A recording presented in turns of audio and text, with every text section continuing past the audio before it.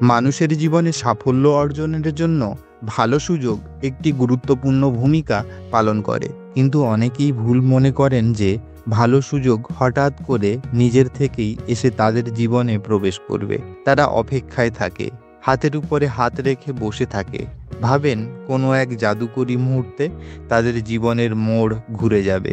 কিন্তু বাস্তবতা হলো, ভালো সুযোগ কখনোই নিজের ইচ্ছায় কারুর জীবনে আসে না, বরং আমাদের নিজেদের চেষ্টায় করে সেই সুযোগ তৈরি করতে হয়। জীবনে যদি কিছু অর্জন করতে হয়, তবে তার পিছনে চাই নিরলস পরিশ্রম, ধৈর্য এবং আত্মবিশ্বাস। সুযোগ কখনো বসে বসে আসা অতিথি নয়, বরং সে এমন এক অতিথি যাকে আমন্ত্রণ জানাতে হয় কাজ দিয়ে, সাধনার মাধ্যমে।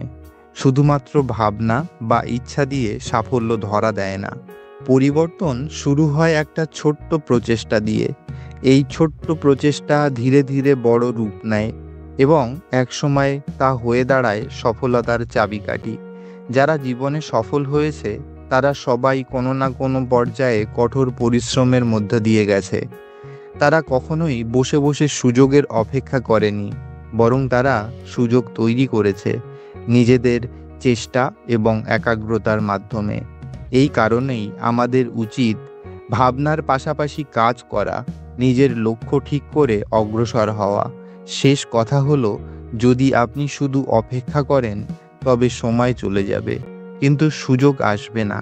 আর যদি আপনি চেষ্টা করেন, তবে একদিন আপনাকে সেই কাঙ্ক্ষিত সুযোগ এনে দেবে। তাই চেষ্টা করুন, পরিশ্রম করুন, আর দেখুন ভালো সুযোগ কিভাবে নিজে থেকেই আপনার হাতে এসে ধরা দেয়।